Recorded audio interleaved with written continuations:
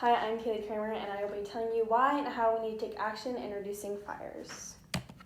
According to the Center of Disaster Philanthropy, there is an estimated of 52,000 wildfires, resulting in almost 9 million acres being burnt as of November 27th in 2020. So if you guys want to help the environment and the planet, take these steps and actions that I will tell you into your everyday life, and it will significantly help the reduction of fires. I am very passionate about helping the environment, and over this research and this speech, I have realized how much we need to, and I'll tell you the steps. Over this speech, I will tell you why we need to reduce the fires, and I'll tell you how and the actions and steps we need to take, and what will happen if we don't reduce the number of fires. Starting off, I'll tell you why we need to take actions in reducing the number of fires. According to the U.S. Department of Interior, almost 90% of wildfires are caused by humans, and this is from campfires unattended, burning of debris, downed power lines, negligently discarded cigarettes, and intentional acts of arson, and the remaining 10% is naturals from lightning and lava. So why are fires bad? Well, it burns forests, kills animals, their habitats, and burns the food that they eat, so they have nothing to eat. And it, according to worldlife.org, it also alters the water cycle, soil fertility, and endangers lives and livelihoods of local communities. So now that you know the negative effects of fires, what should we do?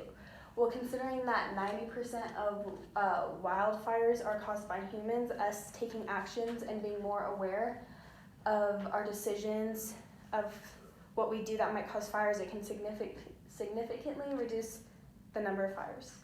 So as I said before, one cause of wildfires is from unintended fires, and one thing that you can do is that if you ever have a campfire or a fire in your backyard, just make sure that everything in that general area is moved away from the fire, making sure that there's no sparks that get to it to cause the fire. And then once you're done with the fire, make sure you douse it till it is cold. And if you ever see a fire that is unintended driving by, or if just a campsite that still has a fire, you can report it, and somebody will come and extinguish the fire. And then another point that I said that causes fires by humans is firebeds being thrown out of vehicles. And on fireNSW.gov, there's a study done by Miss Daner, and she was supervised by an officer and 3 firefighters. And the conditions of this day was 80 degrees out. It was moderately dry, and the grass was 12% oven dry, and the humidity was 14%. And she would just drive by and then throw lit cigarettes out onto the grass. And 4 out of the 75 times, which is about 5%, it would light a fire. And then the firefighters would have to extinguish the fire out.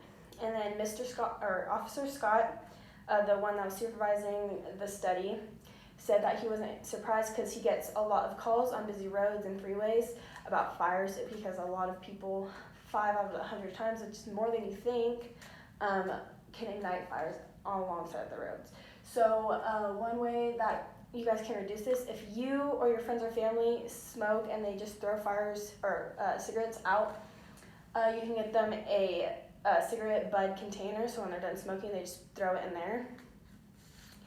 And then another thing you guys can do is pay attention to local ordinances. And if you ever burn trash, make sure you follow the local ordinances.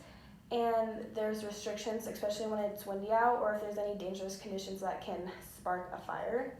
And just make sure you always have a fire extinguisher with you, just in case anything can happen. And move any flammable materials or trash out of the way. And another thing that you can do according to U.S. Fire Administration is go to your fire department, and you can spread awareness through fire prevention throughout your community, or just go to your news media, and you can put them into the stories about fire prevention and ways to reduce them. And this is all about communication and education, so if you guys want to go to a school or just anywhere and educate people why and how, and you can use the steps that I am telling you guys right now. And so what will happen if we do not reduce fires? Well, of course, it burns a lot of forest down, which leads to less trees and plants. And if there was more trees and plants, it can manage the CO2 levels. And according to Nature Conservancy, plants and trees have perfected this process over a million years through evolution. And fires also affect the environment, but they also affect our health. So it can affect us through chest pain, fast heartbeat, wheezing, asthma attacks, coughing, trouble breathing, and headaches, and much more. And like I said, it destroys wildlife, habitat, and timber. So now that you guys know the immense effects that fires have on the environment and our health,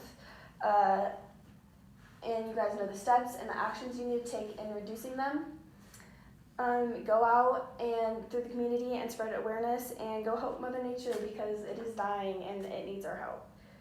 So thank you for listening. Are there questions? No questions? Okay, it's fine.